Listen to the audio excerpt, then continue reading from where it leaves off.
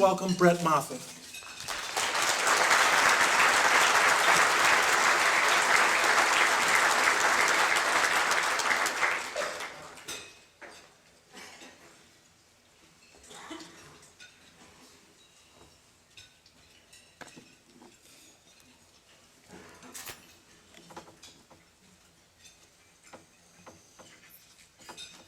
Wow. Good afternoon, everybody. Thank you, John. Thank you, sponsors, for inviting me here today. My name is Bret Moffett. I am the president and CEO of Power Engineers. And I'm excited to tell you about our company today because I'm always surprised about how many people don't know who we are. At times, I'm convinced we're running a stealth marketing campaign. But that being said, looking around the audience today, there's a lot of friends of Power Engineers here going way back, Blue Cross, Holly Truxell, and I would be remiss not to mention the Boise Airport. We've got a lot of million-mile flyers at Power Engineers, so we appreciate the airport a lot. Let me quickly begin by telling you a little bit about how I became associated with Power. I came to work in Boise in 1991 for another great Treasure Valley company, Micron Technology. And at Micron, I was part of the team that was designing and building the Lehi, Utah manufacturing facility. We had a small, innovative design engineer working for us, and that was Power Engineers. They were great to work with, and I met a lot of smart, interesting people that really loved their company. And as some of you might know, Micron ended up mothballing the Lehi facility for a short time. And when that happened, I left Micron and I went to study for my MBA at Boise State University. And when I graduated, I sought out Power Engineers and I took a job there as a project manager. In hindsight, of course, it was a great decision, but the reality is I didn't really know how far Power would go. But enough about me. Because if there's one thing I would like to leave you with today, it's that Power is not about one person. It's really about the whole team.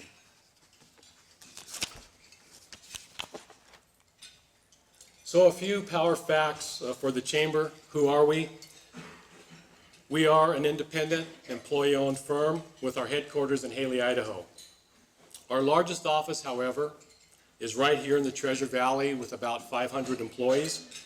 We just expanded our second building on the corner of Eagle and Overland and Meridian. Founded in 1976, as was just mentioned, we've grown to over 2,500 employees with 50 offices throughout the United States and abroad. While we have grown significantly, over 30% of our employees still reside in the state of Idaho. We provide engineering, science, program management, and consulting to the energy, facilities, environmental, and federal markets. And this year, we expect to reach $500 million in total revenues, which will be our highest mark ever and a real milestone of achievement.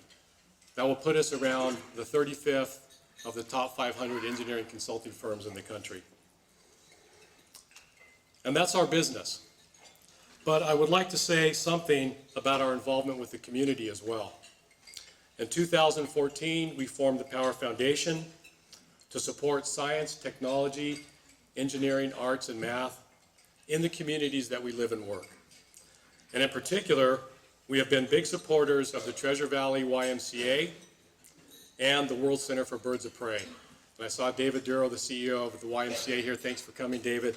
And I just met Tate from World Center for Birds of Prey. Very happy to support those great causes here locally.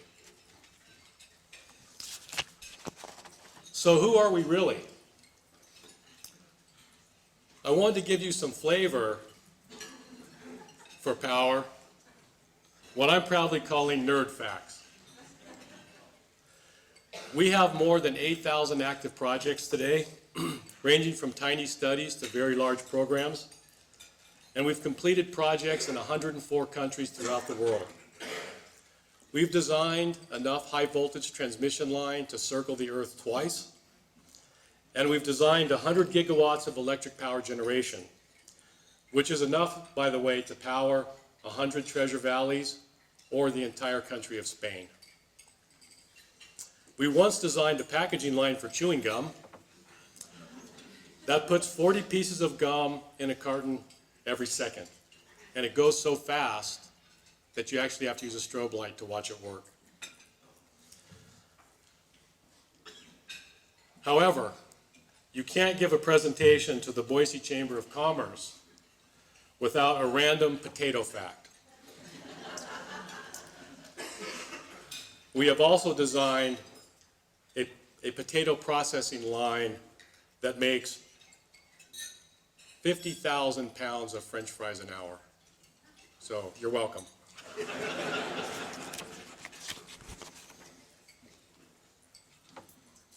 At Power, we have a philosophy we call the Three-Legged Stool. Do good work, have fun, and make money. And really, this is our purpose. It's not a grandiose purpose like Amazon to be the world's most customer-centric company, or to Google to index all the world's information, or the Red Cross to alleviate human suffering. But it is a straightforward and authentic purpose, just like we are. And it's something that our new team members learned from their very first day at Power. And what I'd like to do for the rest of this presentation is share with you how we apply this philosophy to everything that we do. The first leg of our stool is do good work. Most of us got into this business because it was a calling. We simply love the work, we love the engineering, we love the science. And so to us, it's not only a business, but it's a profession. So let me take you on a quick journey of some of the fun and challenging projects that we have completed throughout the world. The first one I want to mention is the Pomona Energy Storage Facility. At the time it was built, Pomona was the largest battery storage project in North America, incorporating over 12,000 batteries. And these are not AA's. It provides reliable power when renewable energy sources such as wind and solar are not available. And it received a national recognition award by the American Council of Engineering Companies in 2018.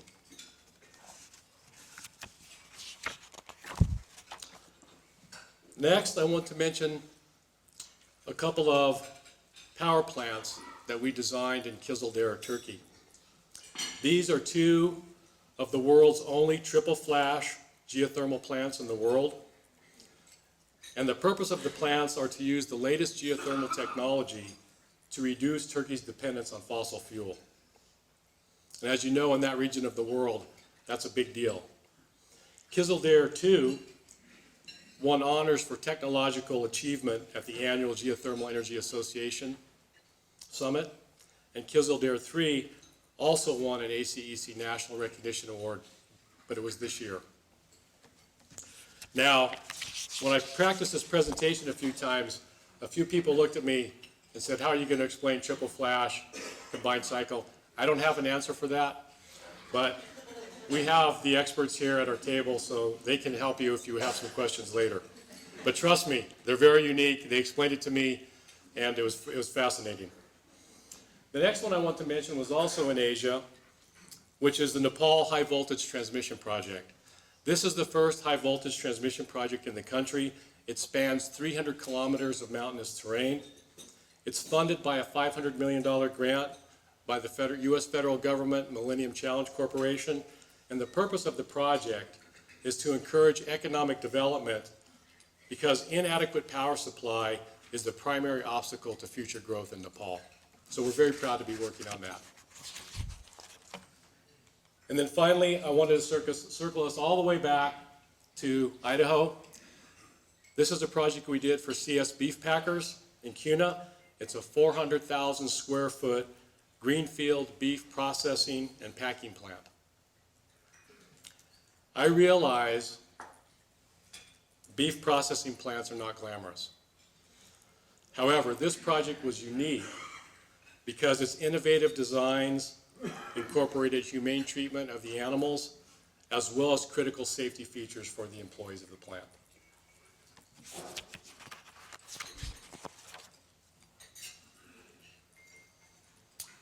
The second leg of our stool is to have fun. In short, we take our work very seriously, but we actually don't take ourselves too seriously. For example, our first office, which was in Pocatello, Idaho, burned down in January of 1977. It was started by an arsonist, not even an employee of Power. And every winter since then, we celebrate that event with a party called the Burnout. How many firms can say that?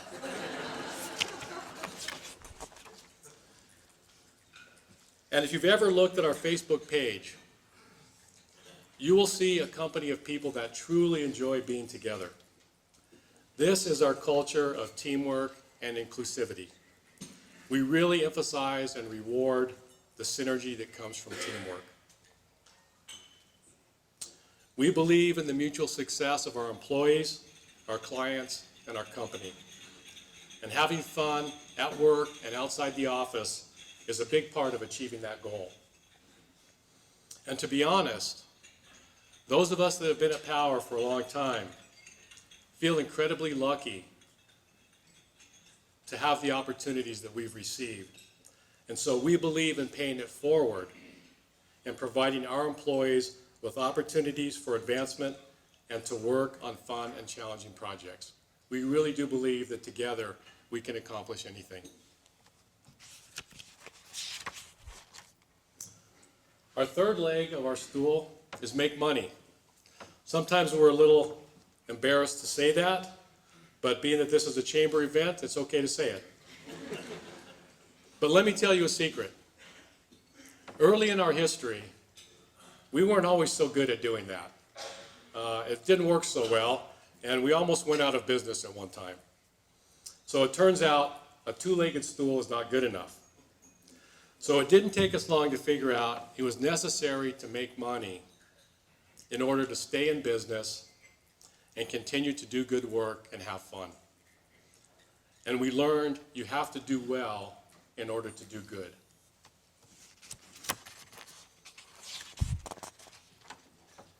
Yes, we have learned to make a profit, but not at all costs. And that's kind of a funny thing to say. And I'm sure the accountants in the audience are scratching their heads about this one. Because profit is pretty simple. You have your revenues, you subtract your expenses, and what's left over is your profit. So what do we mean when we say, but not at all costs?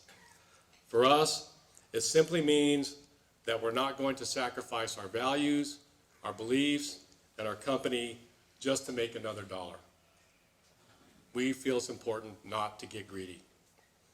So delivering a quality service, efficiently completed, cost-conscious with an experience that is fun and down to earth is our promise to our clients and our employees.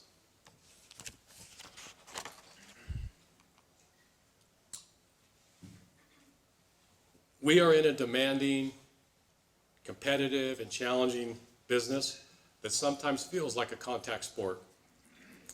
Our vision is to remain independent and employee-owned by continuing to do good work, have fun, and make money. But, and I was just mentioning this at the table, our vision is not to grow for growth's sake, but rather to grow our people, our capabilities, and our value to clients. We believe that financial growth is a byproduct of doing the right things, not an end in and of itself. And this is really working well for us. And so just like those people I met at Power so many years ago when I was at Micron, our team still loves what we do and how we do it. They make it all possible, and for me, they make it all worthwhile. And so, in closing, I share this meme with you. Keep calm and power on. And it's the same one I share with my team from time to time.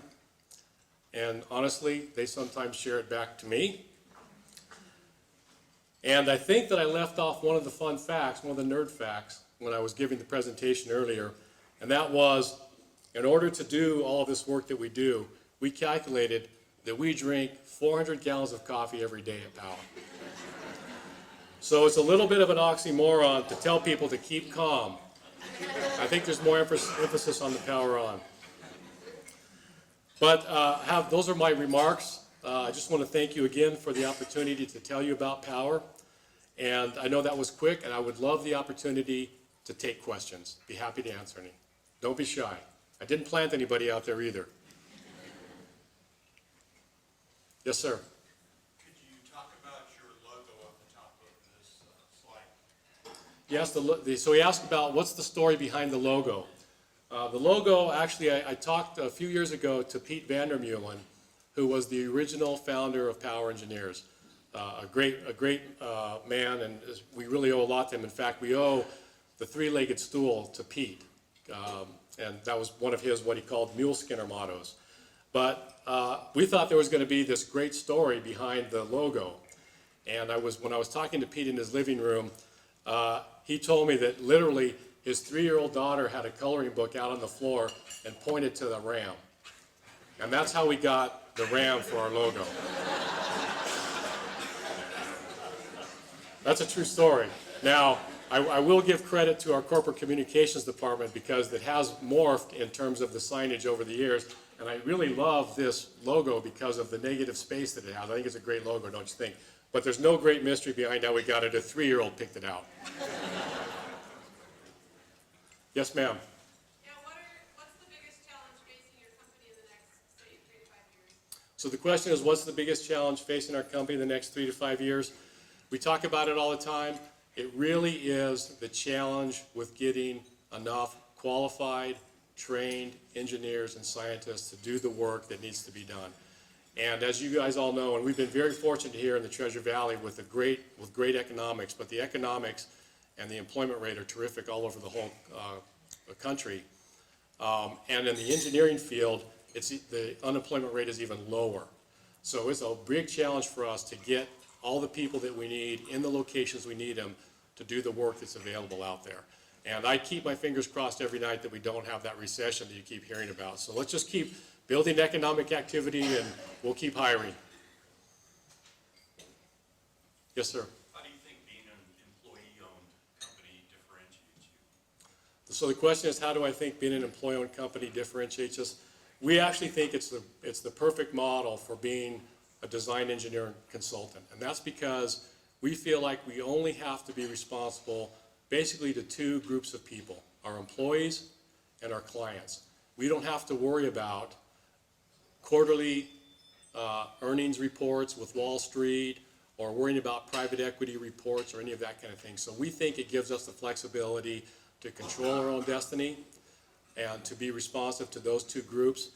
And being employee-owned, we think the ownership of stock at Power is something that provides a long-term incentive for our employees. When we look at this, we look at somebody who has a career of maybe 20 to 25 years at the company, which is not what you have a lot today with a lot of the millennials, but actually our millennials are coming and staying. And the reason that that's important to have that longevity is we don't have to make decisions just based on what we're going to do next year. We can make decisions because it's the right thing to do the years in the future. So we love the model. I'm a huge fan of it. Any other questions? Yes, sir.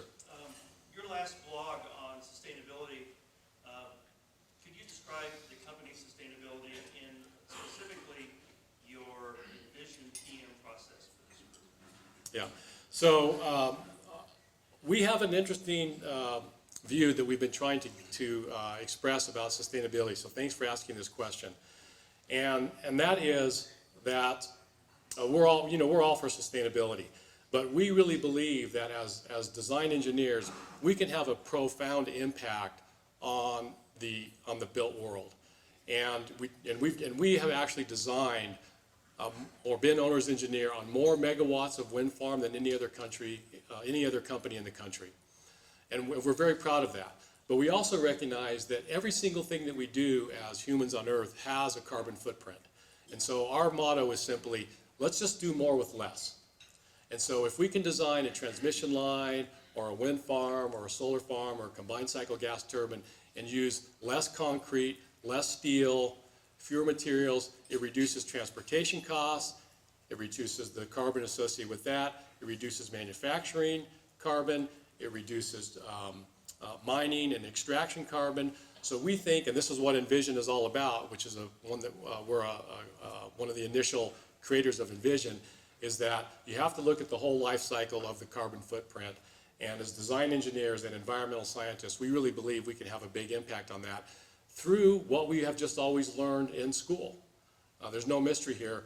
We can do it better, cheaper, faster, and that's our goal, is just to do more with less. Thanks for asking. Yes, ma'am, in the back.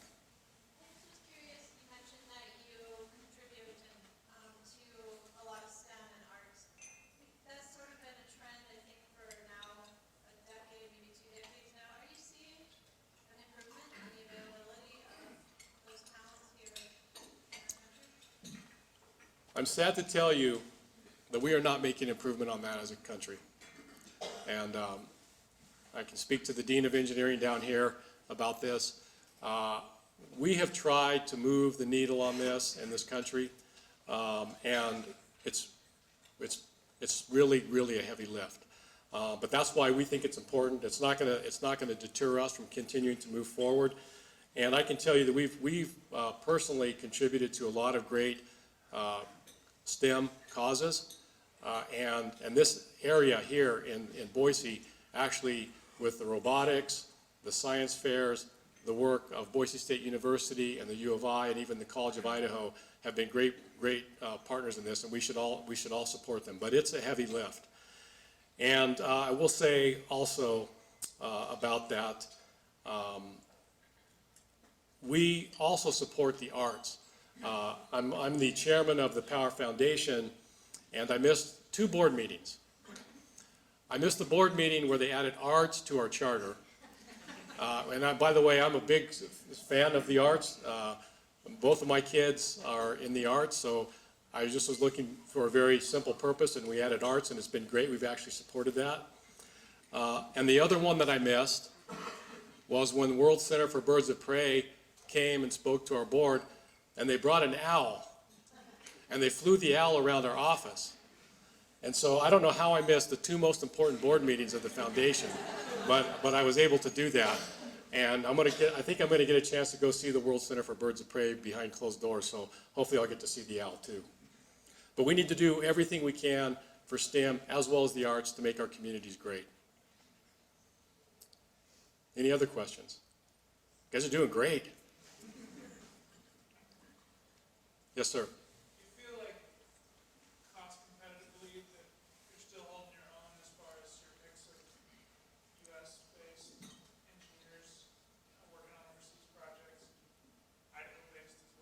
Yeah. So the question is, how do I feel like we're doing in terms of cost competitiveness? You know, going back quite a few years now, there was a big move to outsource a lot of high-tech jobs to other parts of the world, and I could tell you some stories about that as well.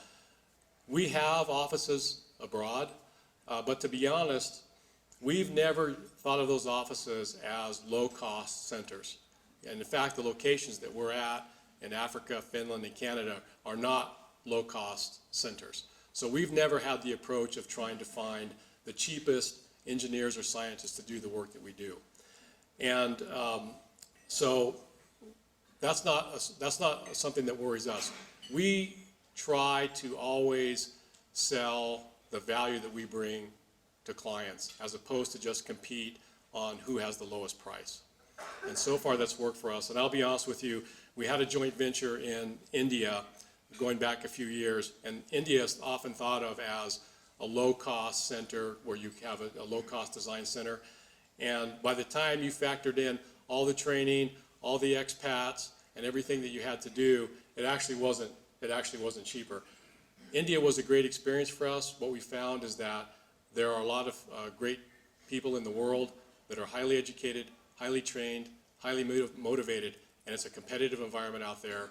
And the Chinese, the Indians, and all of those countries that we work with and work within, they work really hard, and they're serious. So we have to stay on our toes. I love the competition. I always tell my team, I love the competition. It makes everybody better. But we don't pursue that as a low-cost strategy. Sir, in the back. Would you touch on your leadership philosophy? My personal leadership philosophy?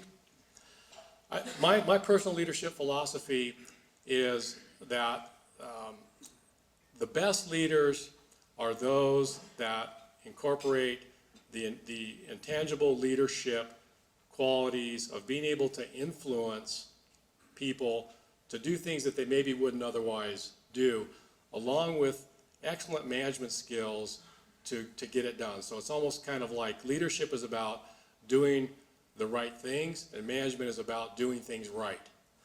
And I think that we have a great program for developing leadership at Power. We actually partnered with Boise State University to create what we call the Micro MBA, because we realized we couldn't send all of our high potentials and executives off to get an MBA, but they needed those business skills. So we partnered with Boise State University. We have the Micro MBA program. We bring in executive coaching from outside to help us. So we do a lot of things to develop that leadership, but I think it boils down to doing the right things. And I actually teach the leadership part of the Micro MBA for our team. Sir. Who has influenced you with your perspective of leadership? So the question is, who has influenced me on my perspective of leadership? I share this story with a Micro MBA team too, which is simply that I've been extremely lucky, and I know that in terms of the people that have helped me in my career. And this goes back to the person who helped me with my first job. It was a man named Bill Dunn. We're still good friends. He's actually the godfather of my daughter. He was a great guy that taught me to treat people right, to be prepared, and to always do a good job. And then another one who was a profound influence on me was Jack Hand, who was my predecessor, the CEO of Power Engineers. And Jack taught me the importance of being prepared, of self-discipline, and if more than anything else, that really it is all about the people. And he's the one that actually coined the phrase, it's a contact sport. And if you know Jack, that would be not a surprise. He is a strong guy. He played football at University of Virginia, and he was an excellent athlete. So I learned a lot from him about endurance, durability, engaging, getting out there. And he taught me a very simple lesson that I still use every day. And he said, when you go to visit the offices, don't go get in an office and hole up in a cube. Go sit in the coffee center and talk to everybody that comes through to get coffee. And I do that today, and it's worked out great. So I owe a lot to Bill and to Jack. Thank you for asking. Any other questions? Well, let me just say then thank you once again for giving me the opportunity to come here and talk about Power Engineers. It's been fantastic. I hope our stealth marketing campaign will come to an end today. We are implementing marketing technology. We have a joke sometimes we say at Power that I asked our marketing team, Janet Metzger's here, she helped me today. I asked her, Janet, how's our marketing working? And she says, it's working great. 50% of it's working and 50% of it's not working. We just don't know which 50%. So hopefully this was part of what was working. Thank you very much. Have a great afternoon.